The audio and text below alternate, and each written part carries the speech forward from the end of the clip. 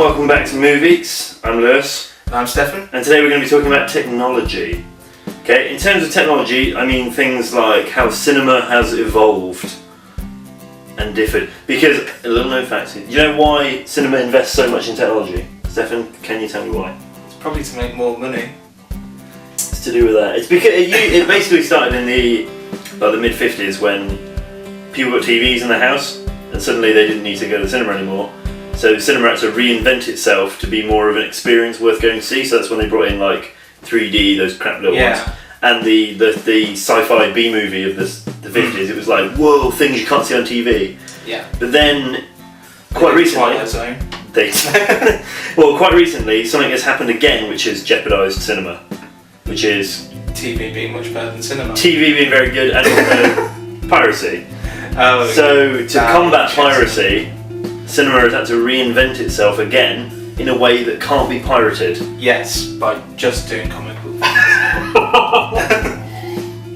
By means of things like IMAX, D-Box, and the complete misuse of the term 4D. D-Box? But what could that be, Lewis? Okay, so I'm getting the impression you've never been to a D-Box before. A D-Box? No. D-Box? You think I'm making this up, don't you? Sort of. Yeah, if you go to any cinema now, well, any reputable big cinema, you'll see that there is another option to see certain films in what's called D-Box. And that's essentially like being at a Disney World ride, where you sit down and your chair moves. I really don't think that's... No, it really is. A lot. But I went to the lobby of a cinema once, and they...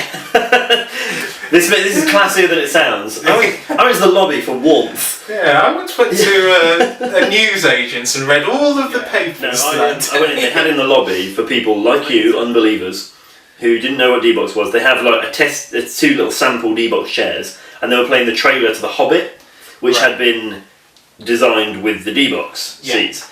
And you press the button, and it does like a free preview, and it was alright. Like, it turns and shifts and stuff and vibrates in time of the movie, but it is very distracting.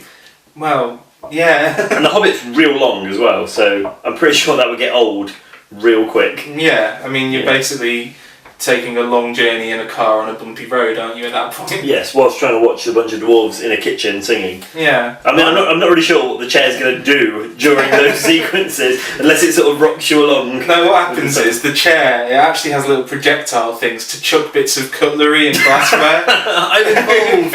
Over there. I'm doing it as well. Yeah, but like, this is a big thing now, D-Box, and obviously it's not something you can really pirate unless I think you'd be good with Speed.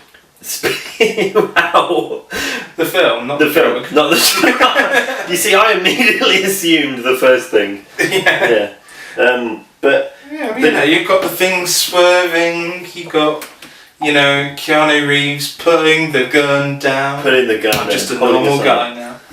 I think with action movies there is a precedent there, but I just don't think. I think it would just get annoying. There was a precedent in Air Force One.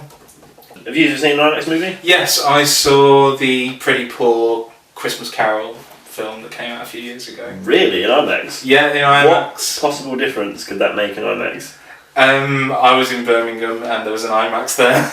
Right. We thought it'd be an experience because it was in 3D in IMAX and, it's enjoyable for what it was, but not a good adaptation of Christmas Carol, I'd say. For anybody who doesn't know, IMAX is essentially like a normal cinema, but the screen is so big it's supposed to cover your entire peripheral vision to increase the escapism in the film.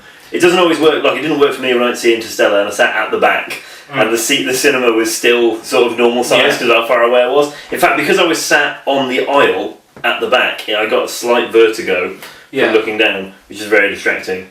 I went to see Avatar when it first came out at the Leicester Square Odeon.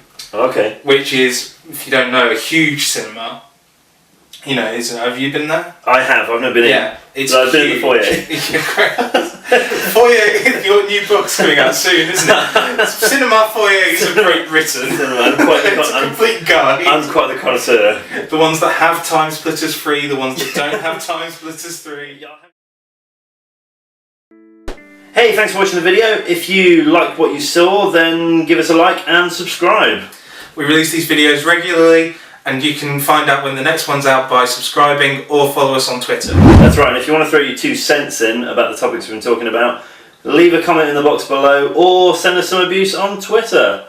Super. Toodaloo. Bye.